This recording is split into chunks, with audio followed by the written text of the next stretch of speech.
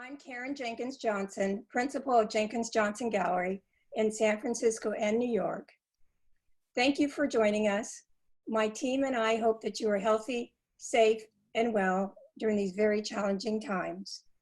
We welcome you to our sixth conversation on culture, a weekly discussion during the COVID-19 pandemic with artists, curators, collectors, and collectors on current art world topics.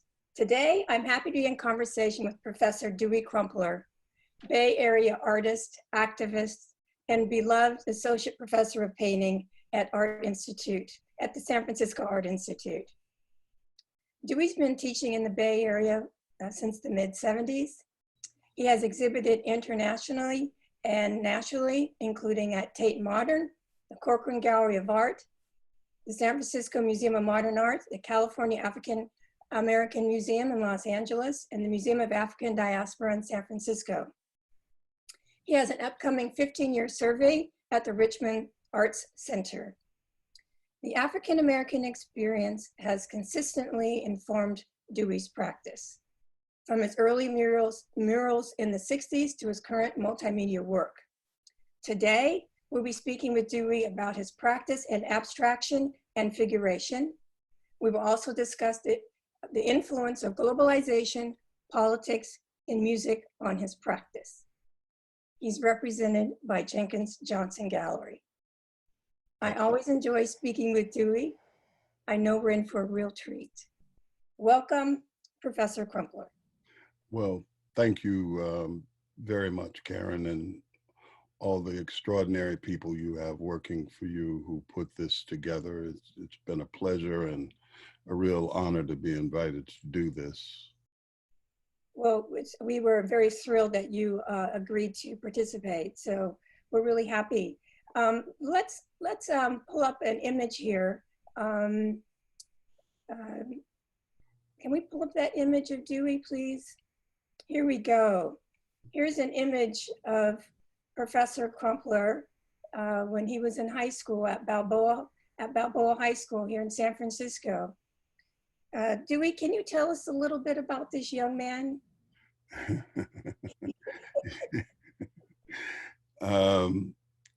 Yes, that 50-year young person from this moment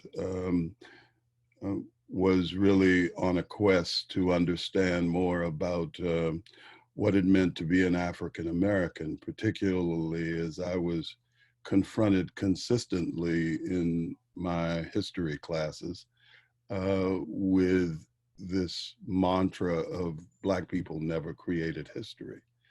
And so in that way, I began to really try to disprove that. And fortunately, I ran into some people in San Francisco at the Marcus bookstore at that time called the Leavenworth bookstore in 1966. And they led me on this course. And this piece is a result of that knowledge that I was gaining as a kid. Well, so once you developed that knowledge as a child, tell us a little bit more about how did you go from that to the art world? Actually, I wasn't completely convinced that I would be an artist. I thought I would be a historian or something like that because of that interest, or a thespian. So, because at the time, this was a school of art, and they had a section for gifted students, and it was a pilot for a larger program in the city. And remember, the city was integrating at that time. And because of that process, the city was trying to change to accommodate this influx of young people who had been born after the war. and their parents had migrated to San Francisco and other places in the Bay Area in the 40s. So white people were moving to the suburbs, and blacks were coming into the schools, and they were trying to work that mix out. I really started to pay attention to what it took to express yourself, and that knowledge that I was gaining as a result led me to mural painting as a way of speaking to Black people in a large way, because most of what we saw as young people were images of African Americans as Amos and Andy, and really horrible images. And so in that way, I thought that that would be a vehicle to express the history of Black people in our own environments. And so once I saw that image of the Wall of Respect in Time magazine, It was in pardon? It In was, Chicago. Yep. Yes, in Chicago. So I got a ticket to Chicago, and I went to go look at that mural and to see some of the artists in that city. And then I came back during a conference, and I met Napoleon and a group of other people who belong to this organization called the Afro Cobra. And that made it, that I began to see artists, lots of them that look like me. And so I started to think more realistically about my relationship to the arts. The art world, I grew up in museums. Since the time I was about 7 years old, I spent every weekend at a museum, and that continued until I was about 17, 16 really, when I began to become conscious of the fact that there were no African Americans in those museums. And while I was in love with Monet and El Greco and all those great European artists, because of the Black Power movement and my own consciousness, I began to become very clear on the fact that this palace that I spent my every waking moment studying and enjoying had nothing to do with me, except for there was a young Black dude who worked in the bookstore, and he, seeing my thirst for knowledge, used to show me these big coffee table books on Africa. And of course, my godparents would purchase them for me.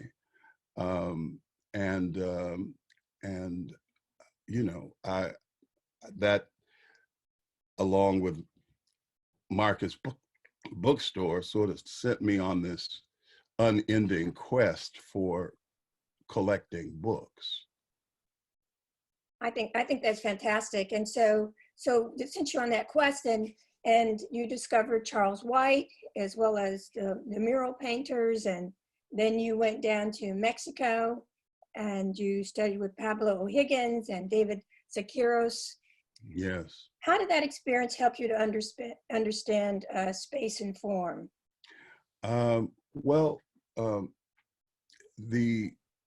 Once I went to Chicago and several other places in the country where African Americans had painted murals, and saw the Armistead murals, and I saw, all these works of art that Black people had made, I started to think about going to Mexico, because my teacher, the teacher in whose class I painted that mural, that painting, when I was a kid, said that if you want to know about mural painting, you have to go to Mexico, because that's where the great paintings are. And he was a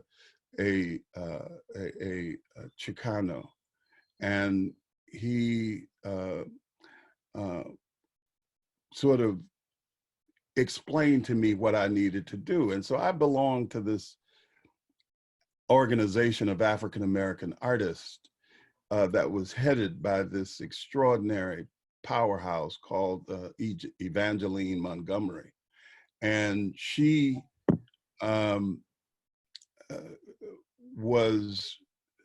we went to school together, and she introduced me to Elizabeth Catlett by calling Elizabeth, or writing a letter to Elizabeth, that there's a young man who is trying to learn about mural painting, and you need to, I want you to meet him. So she gave me, Evangeline gave me Elizabeth's number. And when I got to Mexico, I called her on the phone. I was in this horrific hotel with lizards crawling all over the room, and I had to stay there at night. And so I called Elizabeth, and she asked me where I was staying, and I told her, and she said, "Wait 1 minute. I'm going to send a cab to you. Ooh. You get in it, you come to this hotel. Everybody that visits me comes to this hotel, and they stay here, and they will take care of you, because where you are is a hustle." And thank goodness she sent that cab. It took me to that hotel, and she explained that I have a person here that I just happened to be having dinner with this evening. And when you get to the hotel and get freshened up, you catch this cab I'm gonna send, and you come to dinner. And so when I got there in her house, which was really quite extraordinary. I'm going on too long here, No, but no, that's okay. That's fine. she said, "Look, a friend of mine is coming, and you need to talk to him because he's one of the greatest muralists in Mexico." And his name is Pablo Higgins. So we were having dinner, and I told him that, I was interested in mural painting. And anyway, to cut to the chase, he told me to go to a place where Siqueiros was making a mural at that time, which was a hotel on Insurgentes Boulevard. And I got in a bus and went to that hotel, and I took out these.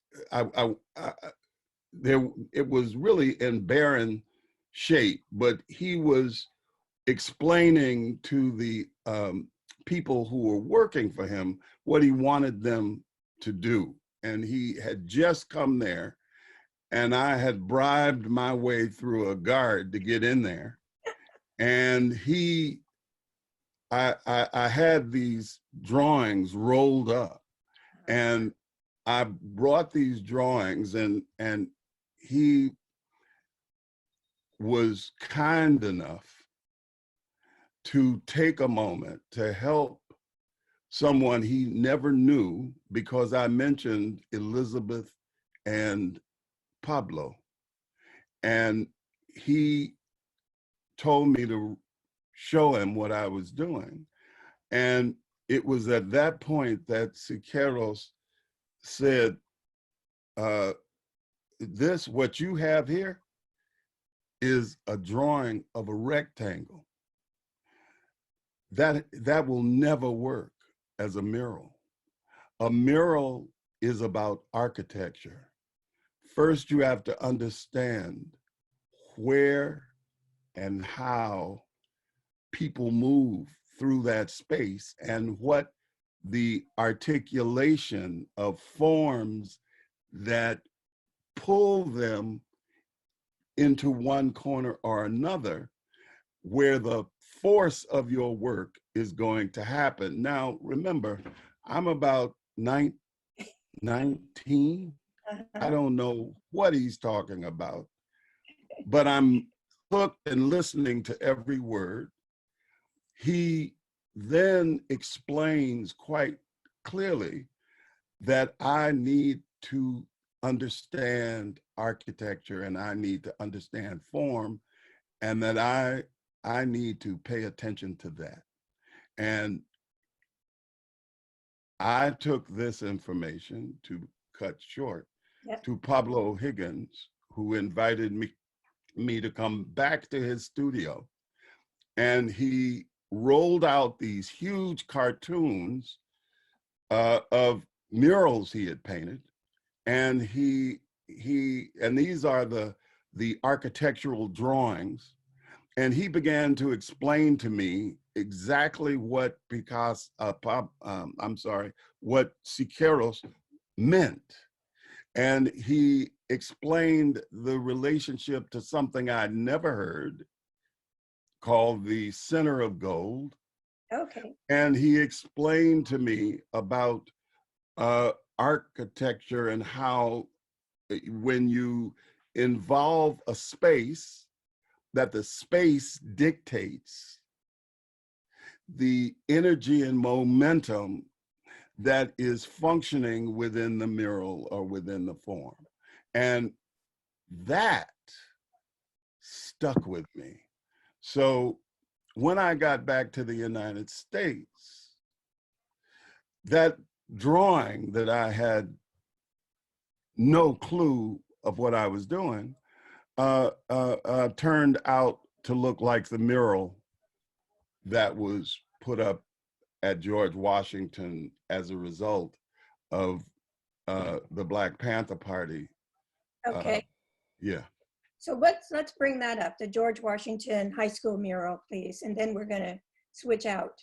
So this is the mural at George Washington High School here in San Francisco. Right. And I just want everybody to take a moment and look at this and think about what Dewey talked about relationship to the viewer, and then we're going to switch out, Dewey. We're going to transfer over to we're going to start talking about. Thank you. We can take that image down now. You know, since you've been making murals in the late the 60s that addressed social issues, you expanded your practice to address slavery. And in America, by, how can I say this? By exploring how Africans transformed that experience of subjugation into a state of cultural self-fulfillment and spiritual development. In your practice, you began incorporating tools of repression, such as leg irons and neck collars and chains, by abstracting and transmuting them into malleable organic objects such as tulips. Can you speak a little bit about your tulip series and how that came about? And if we could bring up that image, please, of in Amsterdam, that would be fantastic. Well, I was invited by Raymond Saunders, an extraordinary artist who had a program. He was putting together a conference of African-American artists and in Paris. And he invited me to come along and sort of help set this up. And on the way to the Van Gogh Museum, he wanted to stop off at these gardens because of, he just wanted to, he knew I would trip out. And of course, he was correct, because once I saw these gardens, the world flipped, mostly because I didn't really see flowers. What I saw was attitude, a particular way of taking space. And it reminded me of, this is weird, but it reminded me of Black people and the way they articulate space, the way African Americans, particularly men and also women, operate off the axes, which is where time and space operates. And so in that way, I saw these flowers moving to the sun and addressing, as the wind blew, certain forms based on their articulation. From the stem, the axes, to the shifting motion, which I saw as motion, time. And in that way, they became, almost instantly, I started trying to draw them, because the only way I could come to understand them, I thought, was to draw them, because they were just too freakishly beautiful, and I couldn't possibly permit them to pass. So I started drawing them. And Ray, who is an extraordinary tulip painter, said, man, you can't draw these. Just let them work you. And I thought, that's right. So I started filming them. And once I got back to Paris, in my studio, in my room, I started making these drawings. And when I would go to bookstores, I would buy books that had these tulip shapes, which I couldn't get out of my head. And almost everything I saw that had a particular shape reminded me of tulips. And that's when I started collaging these tulips and making this book of tulips. And that led me on maybe a 10-year quest to more deeply understand the relationship to tulips. And then I came upon this in Marcus Bookstore. I was reading, I saw a book on slavery, and I picked it up, because I buy hundreds of books. And so That's how you learn, Dewey. That's how you learn. That's how you learn. Hey, that's my mother when I was 6. So I took this, I picked this book up, and I opened it, and it opened to this image that looked like this. And I said, this looks like a tulip. So I looked at it looks like a tulip bud, but it also looks like a head. And then it looks like those are shoulders.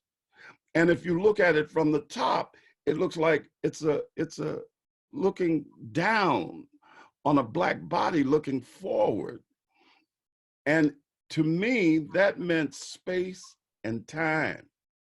And so immediately I saw Africa in this form, although I didn't know what it was. But in my reading about African cosmology, which I had begun to really penetrate, it clicked, because the force of this form is in the space. And at this time, I had long been into jazz music, which I'd grown up with funk time, James, and every moment of Black so-called soul and rhythm and blues music.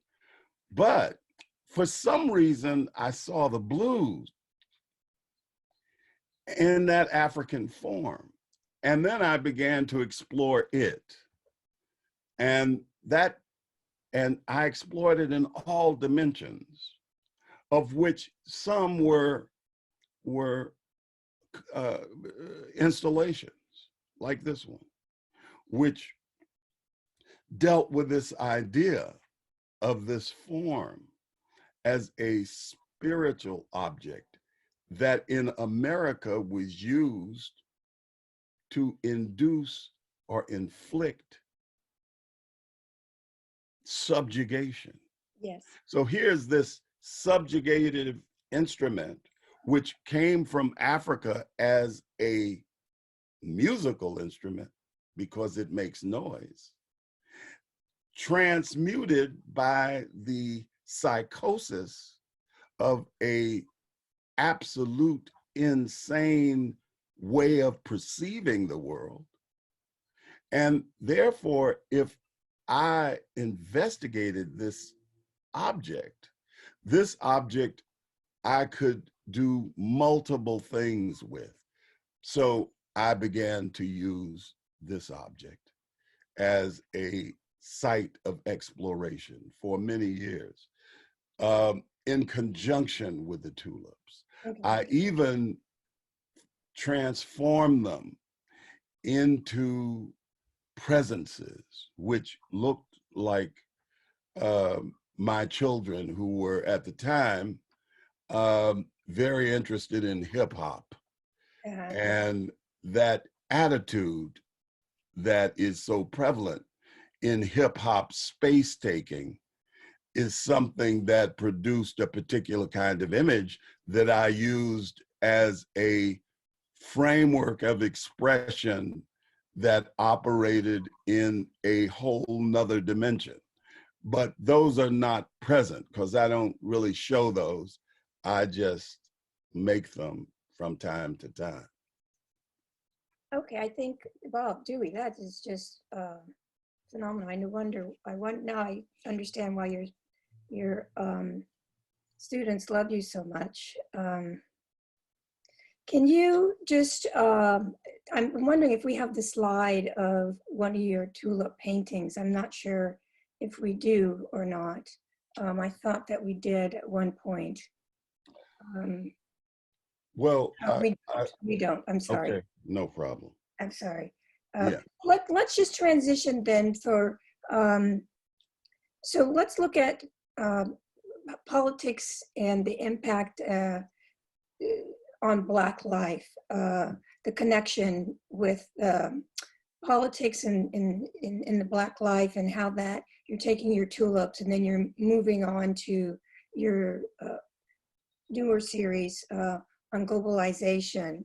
Can you just think about that for just a second? And I'd like them to pull up the gold Untitled #1 slide, please.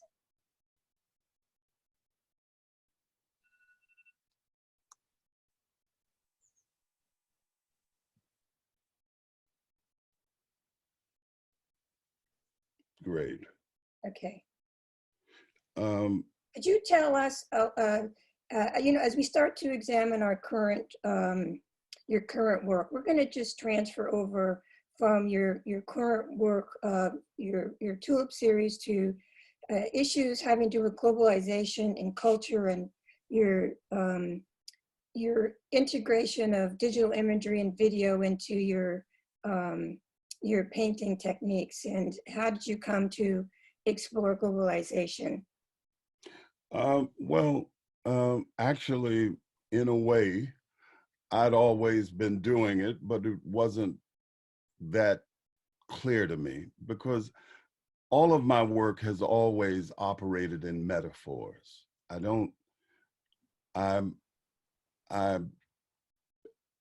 do not like the thought that I would make something really explicit. I did that when I was very young. But as I matured as an artist, it became necessary for me to produce an opening for a person, not a closing. Mhm. And in that way, metaphor operated like the blues for me. That the blues is shaped in metaphor, and its metaphorical nature is so powerful that it can speak directly through the metaphor to articulate the present and the moment. And that's a transformative process. Okay. So when I began to think about the tulip and its history, the tulip is an extraordinary flower. Mhm. Its history is extraordinary. It was so precious an object that it started wars.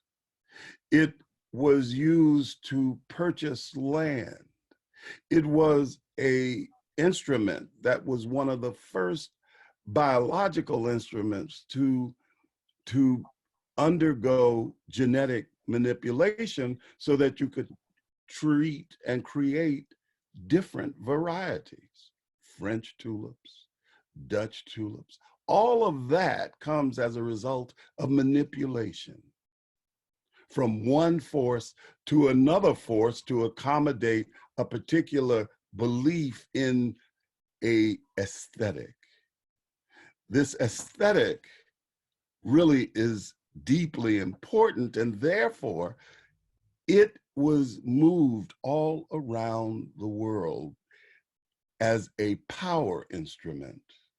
And so in that way, shipping, Mhm. movement became essential. And at the time, I was visiting a port in Oakland, Uh-huh. and I was drawn to this port regularly.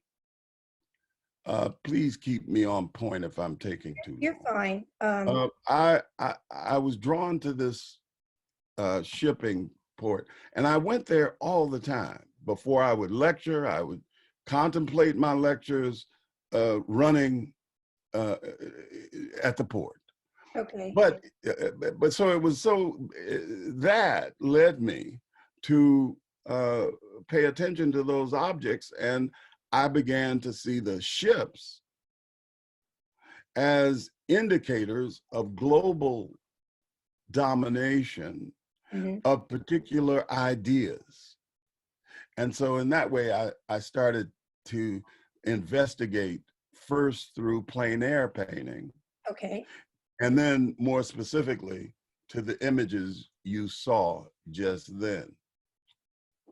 And in those images, I wanted to do something very specific, and that's to link them to the tradition of icon painting in the 15th century, where gold leaf is used in a spiritual way and a indicator of power, both spiritual power and economic power. To serve, those objects serve power. And so I wanted to link that relationship between globalism and power and its ability to create distractive images of awe.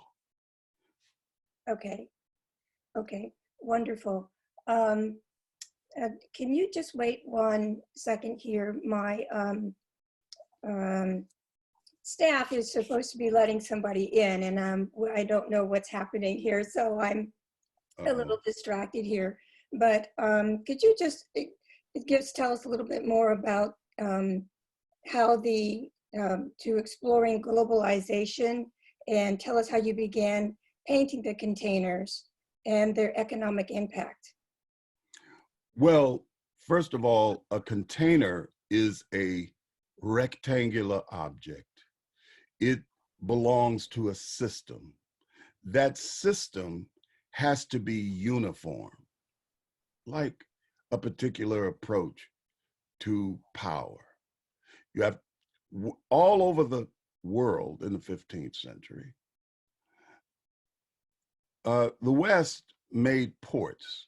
Yes. And those ports were set up to control access and to material goods that they had developed. They were absolutely connected to transportation. Yes. The on-putting of people into a cavernous space, that black space inside that hull transformed the people who moved through into other dimensions, other spaces, other places. And just like that, 500 years ago, the container, it operates on the basis of a system that is designed through a process of creating conditions that operate efficiently. Okay. And efficiency is what makes money. Right. And slavery had to be organized so that the movement of human beings was done efficiently enough to make money. And therefore, human beings right now are being placed in the same way through economic systems, particularly free market capitalism. Yes. Free market capitalism is ruthless, and that's why they use a euphemism like free, Yes. when in fact it has nothing to do with freedom. And so in that way, there is a corollary, in my mind, between the manipulation and distraction of human beings presently that operates in the same way all the time. Because globalism is not new. Globalism is a persistence of power. And whenever power operates, it operates through processes of distraction. And art is used by power to distract as well as to illuminate. And in that way, my work seeks to investigate that weird place. And that weird place is both visible directly, and that place, oh, look at this, magnificent. Look at that, it's wonderful, it's wonderful. Oh, I want to Look, that's terrible. That's terrible. That's terrible. This person right here, this person, yeah. this person is unbelievable. Hello, Deborah. It's hey, so wonderful Dewey. to see you. Nice to you too, baby. You cut right through all that pontification, just like you used to do in class. I would be pontificating, and Deborah would bring clarity immediately. How are you doing, lady? First of all, I'm so happy for you and for us, because we get to see what you brought into the world. And it is changing the world. It is magnificent that I knew you when you were nervous. Right, that's true. Coming to your office. And then became a shapeshifter, just like I told you. You sure did. And Karen, he did tell me this. And we were talking about Kehinde Wiley. He told me a story about him and what happened at SFAI. And then, and he said, and you gonna go out and you gonna do the same. And I was like, yeah, right. And it happened. Thank God it happened, because there were some nervous moments. You cannot contain brilliance. Brilliant. Brilliance manifests itself, but it has to operate through a crucible. That's because you carry the history of your people. Right. And they were shaped into diamonds through crucibles. And the crucible is what you have to get reshaped by. And That's then, right. and then you become the power that changes all of us. I know. He's wonderful. He's wonderful. And I tell you. and there she is, right in front of my face. That's right. I see her in magazines and books and on video, and now I see this monster right here in front of my face. Hey, well, Karen, I want to tell you, I credit Dewey with my love of jazz, because Dewey taught a jazz class at SFAI that was the bomb. It was so amazing. It was wonderful. And just from Monk to everybody, it was just amazing. And then I don't know if you talked to us about Audie Shaw, but I remember coming from California, listening to Audie Shaw all the way back to Texas. Absolutely. I know. It was just beautiful. Begin to begin. Absolutely. I know. It's just amazing. Cole Porter, all them hipsters. Yeah, Dewey was the cornerstone for a lot of African-American students at SFAI, because, we trying to find our voice. There were a lot of people there who really didn't understand it. And we had to, went through a lot of strife trying to make people understand what we were doing. And I know that's from Kehinde to all the ones. Carolyn Jean Martin, I just saw her pop up. And Erin and James, we all, we're still close friends. And it was just amazing. To Miss Brown, everybody. It was just, Dewey was just our safe place, and you need a place like that in the school. Yeah. And so he was wonderful. So I am so happy to know you and to be taught by you, and just just be able to just listen to you right now. Listen to you. You taught me as much as I taught you. Yeah, I know. He is the epitome of cool. Listen to this. Yeah. Listen to this. Even his voice is the epitome of cool. Right. It's wonderful. To this. Listen. Okay, girl. Look, it's wonderful to see you. I'm so happy that you actually had the time to drop in. I didn't expect it, but and other friends of mine who have been making my phone go off the hook, but I don't know how to use this medium. So I know that's a great thing. I couldn't help it. I know. One time we were in class and this dude trying to figure something out. This guy went and he put all his folders all in line. He said, "Hot damn!" I didn't know this thing could do that. It was so amazing. It was funny. I love Dewey. Yeah. He is the best. He is the best. Well, look out. You, as I said, was a force of nature, and I was glad to be around you. You make us step up our game. Believe me.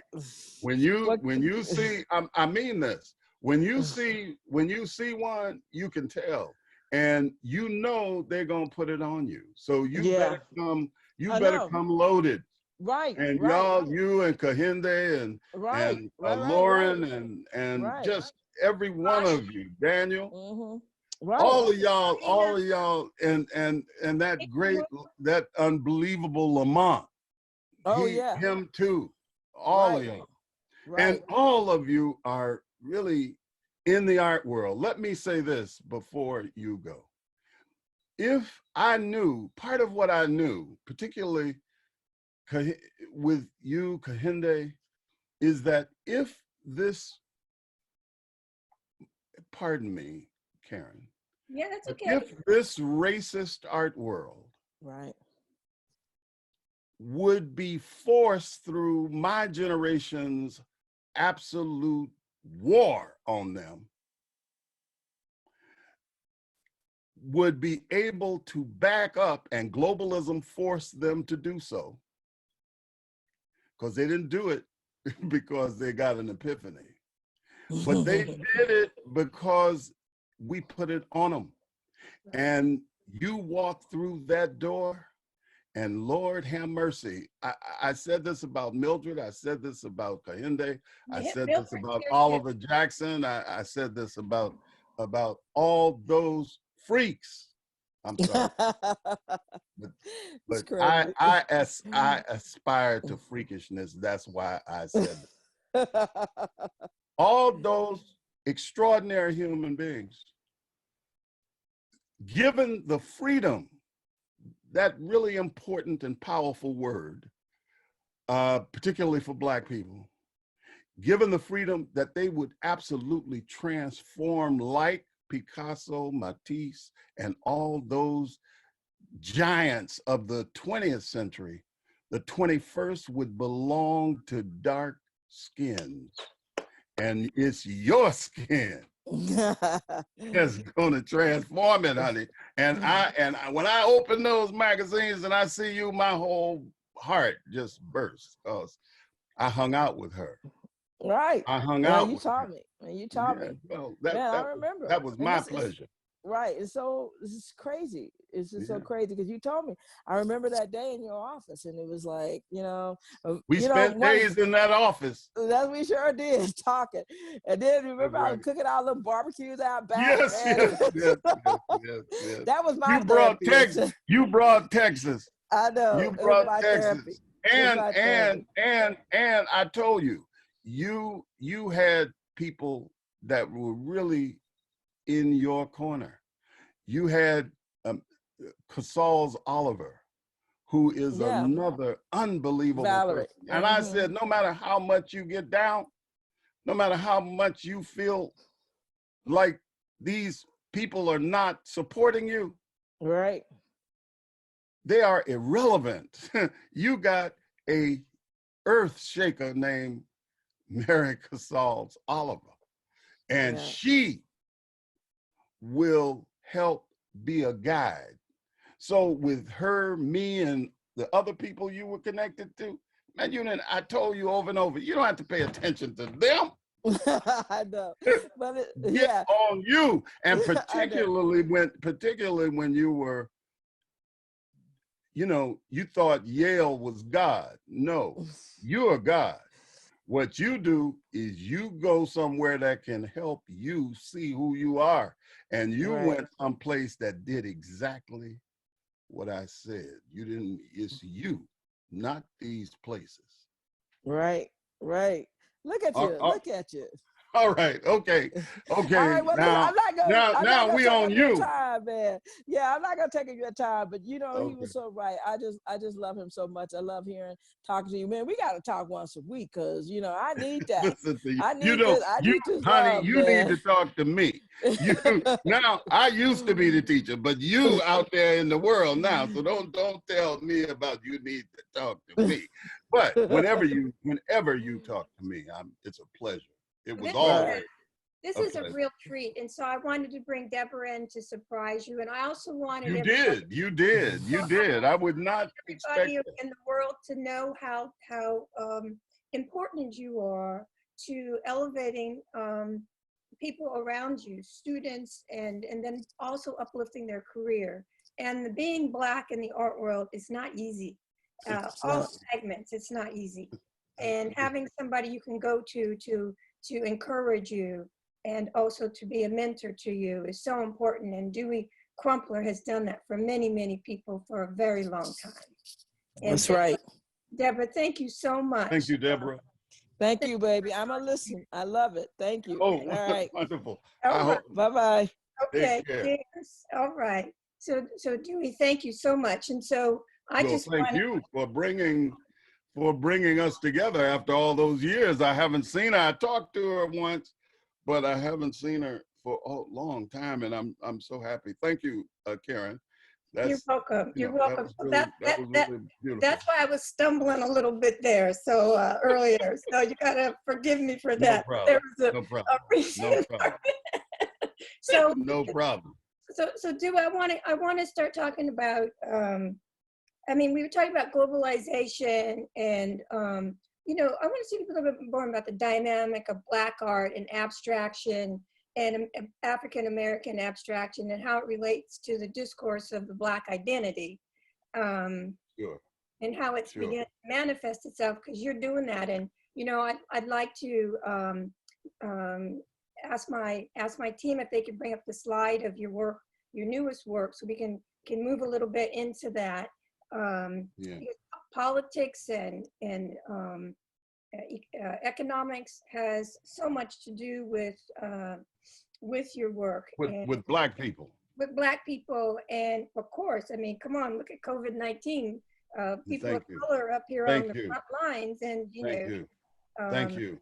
So The banana piece. the banana piece, yeah. Those. Did I stop you? No, you're good. You're good. Okay. The banana. Now, those ships. What was important about this series? What is important about them? Because I oscillate between, and I've always done this. I want to just take a second to explain why this is the case. First of all, as I was taught by very good professors, that an artist is to be consistent, to develop a body of work which is consistent. Which, if you're a painter, you stay a painter. If you're you know, you whatever you do, you develop so that there's a consistent line of development, a kind of linear structure. Well, for me, particularly as I was reading African ideas, that didn't make sense, because the notion of a human being is 360. What African Americans refer to as hipness. Hip, to be hip. To be hip is to be 360 degrees of awareness. And in that way, that's a circle. That is not a line. And because it's not a line, it has extension, time. Right. Time is a recognition of space. Therefore, Blacks operate off the axes. The point is that which animates space. So you take an attitude as part of who you are in the world. It is how you take the world, even if you dirt poor. You know, I know dirt poor Black people, but their articulation is absolute, supreme. And that's a weapon. Yeah. That's a sort of weapon. It's a way of moving through the racism that is constantly firing at you. And if you articulate, and this is African, yeah, a straight line is a death. In Egyptian cosmology, the pharaoh has the left leg forward. That's space and time. The articulation, what white Europeans call straightness or deafness, is really an archetype of Stacy's, the center post.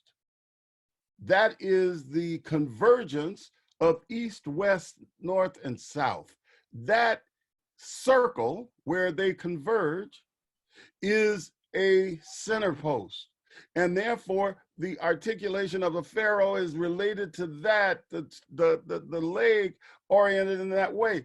Therefore, when I began to think about mural painting, my interest is in what interests you. What interests me is both the reality, what Plato calls the mimetic, and that which is more cerebral. And that is what Africans operate within this dynamic of Orun in the Yoruba pantheon. Orun, that space in the head where the ancestors occupy. And in that, it's a circle. It has both dry forces and wet forces. It has female forces and male forces. They're one thing, not separated. Therefore, for the arts, I'm speaking too loud. Oh my God, my head's exploding. That's fantastic. I'll try to be a little. I'll try to be a little less loud. No, you're good. You're good. When they operate in equilibrium. In the Dogon cosmology, when the nomo is in its emergent state, it is both male and female. When it is in its transformative state, it is one orientation.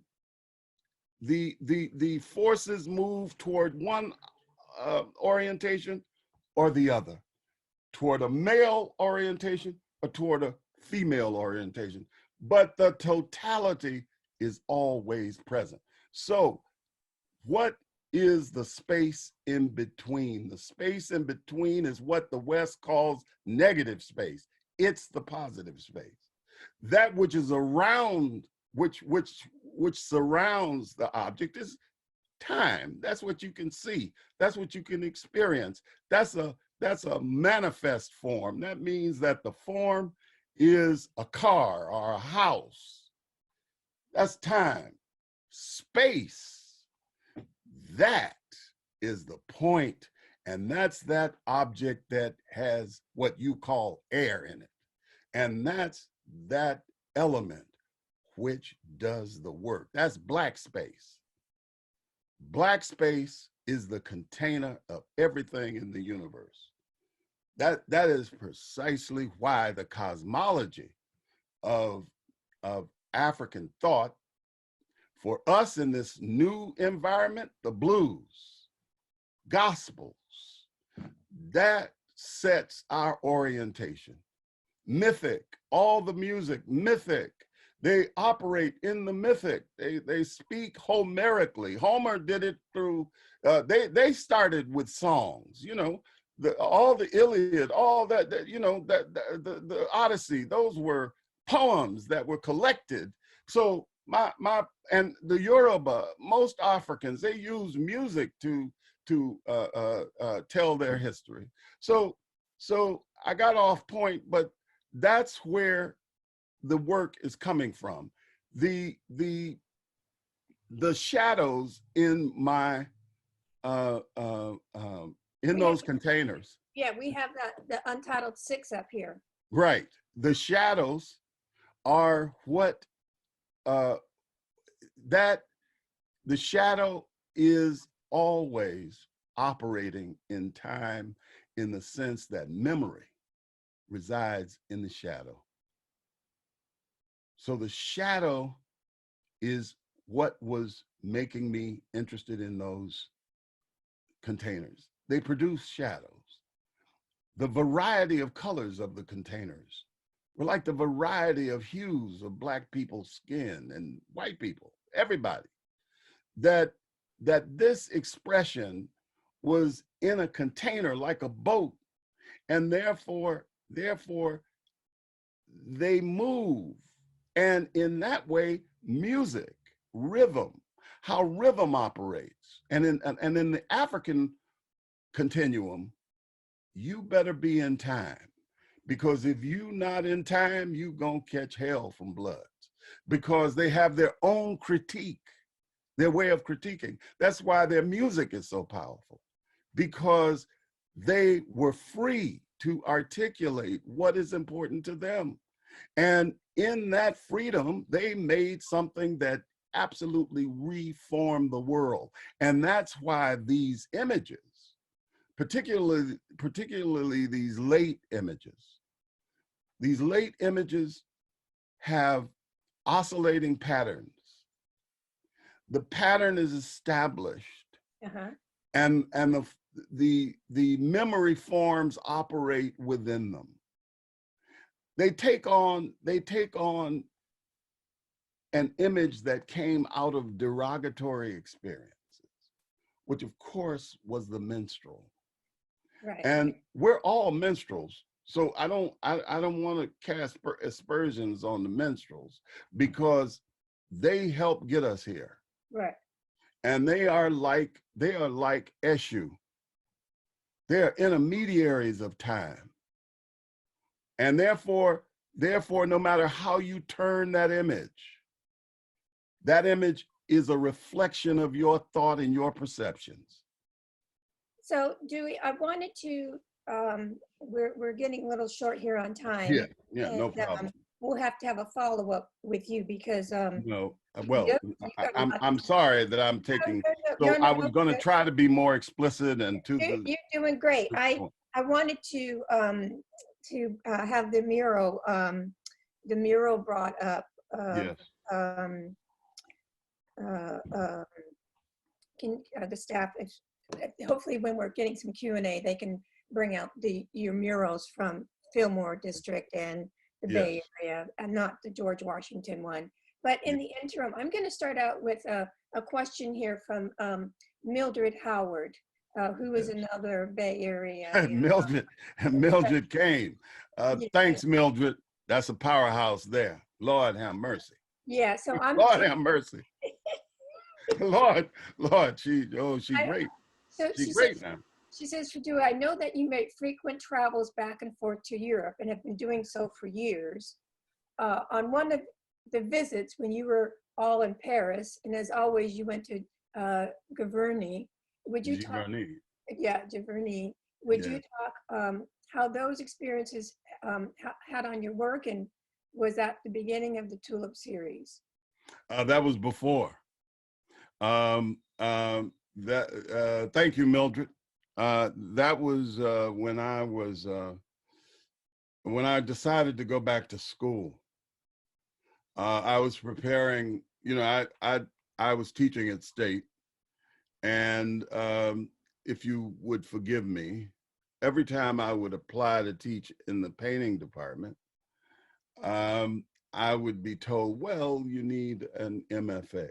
And I had an MA in education from State, but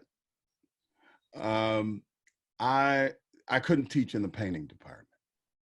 So after about 5 years of rejection in that way, I decided to go back to school. And so I went to talk to Jay DeFeo at Mills College, which a friend of mine, Carlos Vila, who told me to check out. So she was supportive of my coming to Mills because I had 2 children, and I knew I couldn't go to UC Berkeley, which I could have done because another teacher of mine, the great Mary O'Neill, wanted me to come to UC Berkeley, but I had 2 sons, and walking on that huge campus was impossible. So I wanted to go to a woman's school because women knew what having a child meant, and you could. So anyway, this is a long way of saying that I just decided to go back to school and get an MFA, and so I started teaching. Okay. So I started teaching in painting and drawing and art history and stuff like that. Okay. I got off point. I'm sorry. Okay, I'm bringing you back. Okay. I'm bringing you back. So before we move on to one other question, I just wanted you to speak about, just real quickly, Dewey, music and the impact it had, like you and Deborah were talking, but also this is a piece in the Fillmore District, I believe, a mural we just put up, right? Right. It's there, right? Yeah, it is over. This is a bad photograph of it, but it was painted and finished in 1983. That was really the last mural I painted, and I've never painted a mural that didn't have a space that really interested me because it was complicated. And the complication of this space was the window that you see. And so I was attracted to that. So I agreed to make this work. And of course, I based it on Duke Ellington. And when I was a young kid, as I said, I first listened mostly to James and to Jackie Wilson, and I used to try to act like him and performed at school in the auditorium. I mean, James Brown. James Brown. That's right. And I put a wig on and I was gyrating across the floor at graduation time for the school. Then James Brown. I was doing James Brown all day long. And so that was my hit. And then I went to the Greek Theater to hear Stokely Carmichael talk about Black Power. And that evening, that was in the day, and that evening, they had a jazz festival, and Sun Ra opened the festival. And when Sun Ra, when I saw those women with moving these things around that were making noise coming down the hill, I saw something that absolutely paralyzed me as a kid. And Sun Ra walked across the stage with a pharaoh head on his head. He was gleaming in gold. Yes. And then in the backdrop was a 70 by 120 foot projection of dancing Watutsis. And I was on the floor. I mean, I was, you know, the poor girl I was with, she just, Lord have mercy, I was a wreck. And after that, I bought every record by Sun Ra known. And then that introduced me to all kinds of jazz artists, because I went to the Both And to hear Thelonious Monk. I couldn't get in, but I hung on the steps and I could hear it. And it was, so anyway, at this, music and making. Yes, is that's one right. thing. You got it, you got it. Is one thing. Mm-hmm. Because I didn't have Black artist role models, because I was told they didn't exist, Mm-hmm. I was after excellence at the highest level. That's what they were showing me with those white dudes. Yes. And I was after it for myself. So the first thing I did that I knew was excellent was go to musicians. And when I locked into musicians, I understood what excellence was. And that is what I was after, that power, that clarity, that freedom. And I was serious about it. So yes, music is my, next to my wife, my mistress. Just like Duke Ellington said. Although I don't do what Duke Ellington used to do. Well, Dewey, this has been fantastic. Well, my pleasure. I have some more questions for you, but I think we're out of time. Yes. And I'm sorry I went on so long. No, I very much will. I think we should have a part 2 to this, because I think you have much more to say. But thank you so much, Dewey. And I really hope that your 15-year survey will be able to go up at the Richmond Art Center fairly soon. And I encourage everybody here in the audience to learn more about this powerhouse and legend, Dewey Crumpler. I'm so happy to represent you, and I look to taking your art out into the art world and getting people and having discussions about your work and about you. So. Okay, let me just finish. I want to thank you. From the first day I walked on Sutter Street in San Francisco, and I saw this space that one of my students told me that this was a sister in one of the most important gallery sections of San Francisco, And I met you, you know, I didn't think, I mean, I'm glad that you were willing and interested. And I think that we are all beneficiaries of what you and your staff are doing. It's a great education. It's wonderful. And I am happy to be a part of your group of artists. I think you're doing an extraordinary thing. All the Black folks like you who take arts, as my mother used to say, serious as a heart attack. And for that, I want to say thank you. And all the people who have come to hear this, I appreciate your time. And I want to thank your staff, which is really quite extraordinary. Thank you. Thank you. I Thank thank you. my staff as well. And Dewey, Okay. you have a great weekend, and please thank You your too. family. And you be well. Thank you. And be safe, everybody. Thank you. Thank you. Bye-bye. Goodbye. Goodbye.